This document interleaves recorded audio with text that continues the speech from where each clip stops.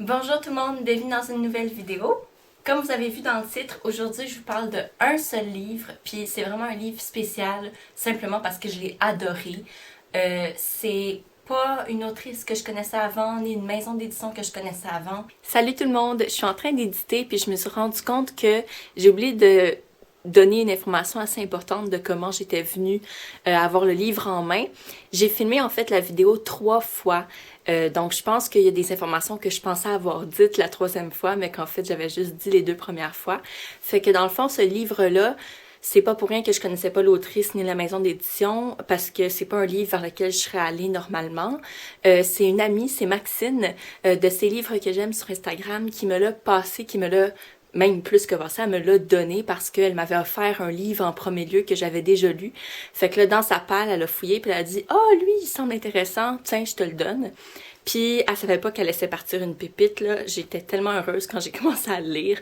D'abord, le livre est magnifique, là, esthétiquement.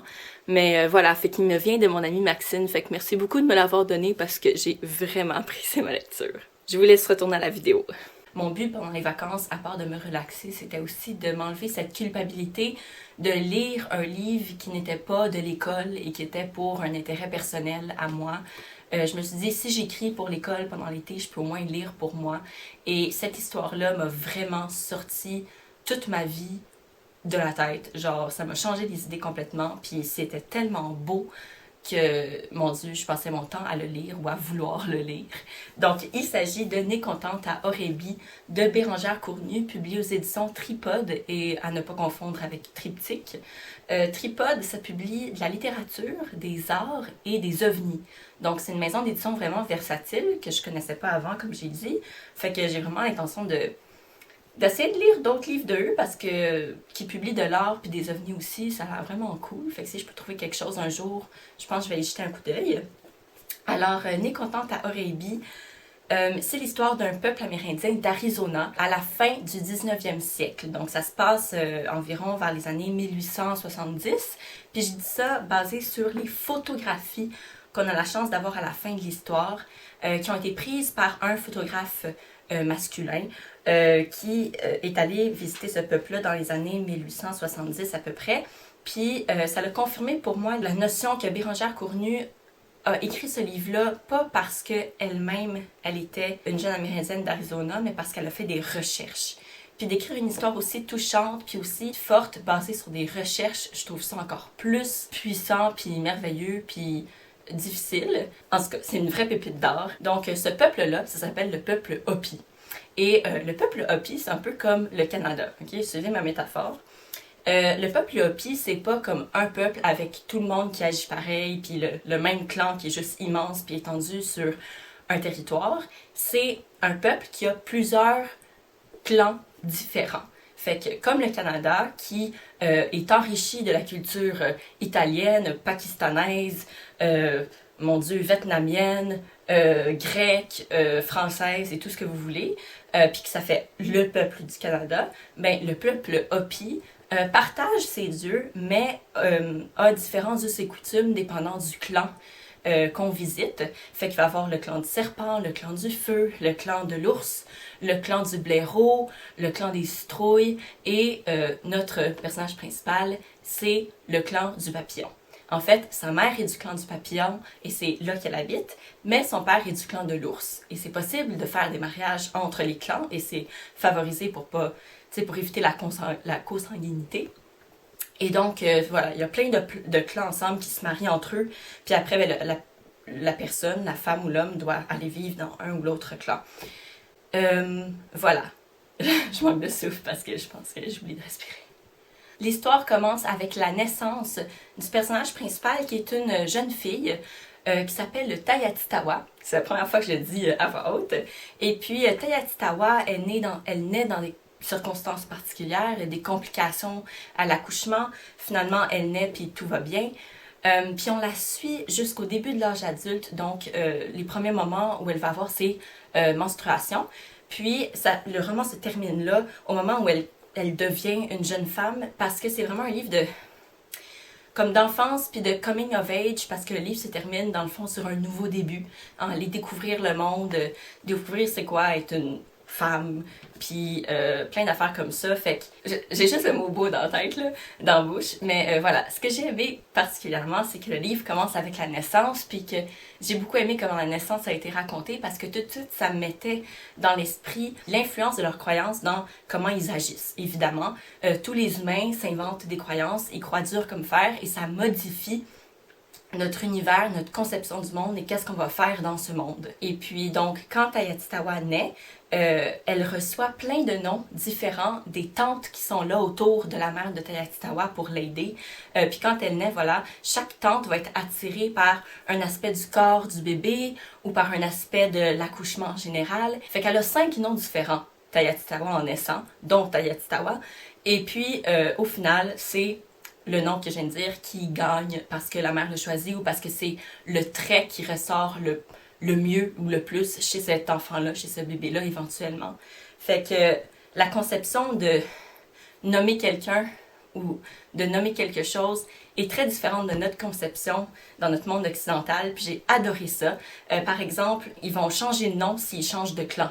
Fait que, ils se sont fait appeler tel nom pendant genre 15 ans, puis à partir de 16 ans, ben là, ils s'appellent un autre nom parce qu'ils ont décidé de changer de clan, d'adopter d'autres rituels, d'autres manières de penser. Fait que ça, je trouve ça vraiment fascinant. C'est difficile de vous faire un résumé de l'histoire parce que, basically, c'est juste la vie de Hayatitawa qu'on suit de A à Z jusqu'à ce qu'elle devienne une jeune femme.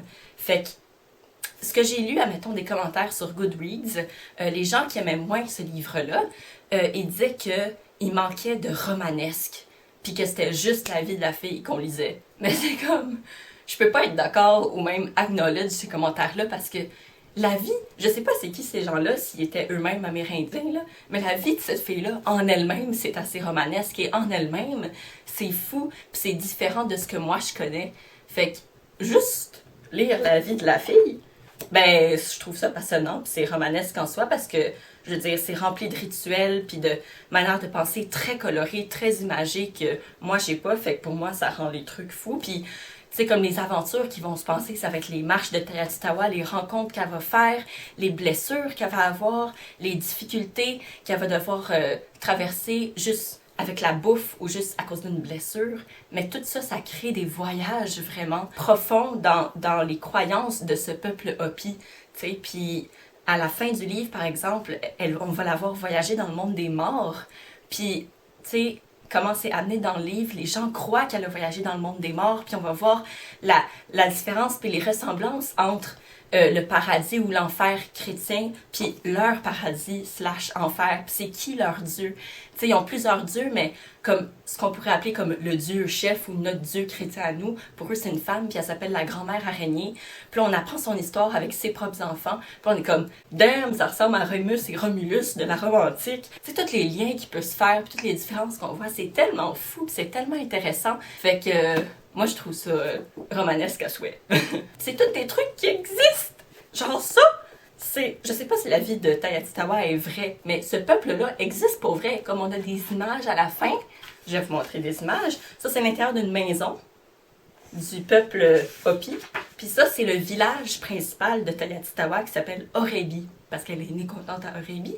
Ben voilà, ça c'est son village. Il a vraiment existé. Au fil et à mesure du roman, on va se déplacer avec elle puis découvrir d'autres villages parce qu'elle va être amenée à se déplacer pour, admettons, aller voir une grand-mère qui peut la soigner parce qu'elle fait des cauchemars, parce qu'ils vont rendre visite à un être de la famille qui s'est lui-même déplacé.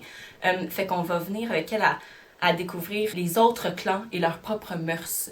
Par exemple, dans le clan du serpent, il y a une cérémonie pour les jeunes hommes avec les serpents. Eux, ils ont une habileté à connecter avec les serpents, puis les serpents vont jamais les mordre, sinon si le serpent mord, ben ils sont pas dignes d'être dans le clan du serpent, tu sais, fait qu'ils peuvent mettre des serpents dans leur bouche, puis se promener avec le serpent, puis caresser les serpents, puis tu sais, c'est toute une autre manière de faire, puis de penser, puis de connecter avec la nature. Moi, un des personnages que j'ai beaucoup aimé et qui est très important dans la vie de Hayatitawa, c'est son père. Son père qui vient du clan de l'ours.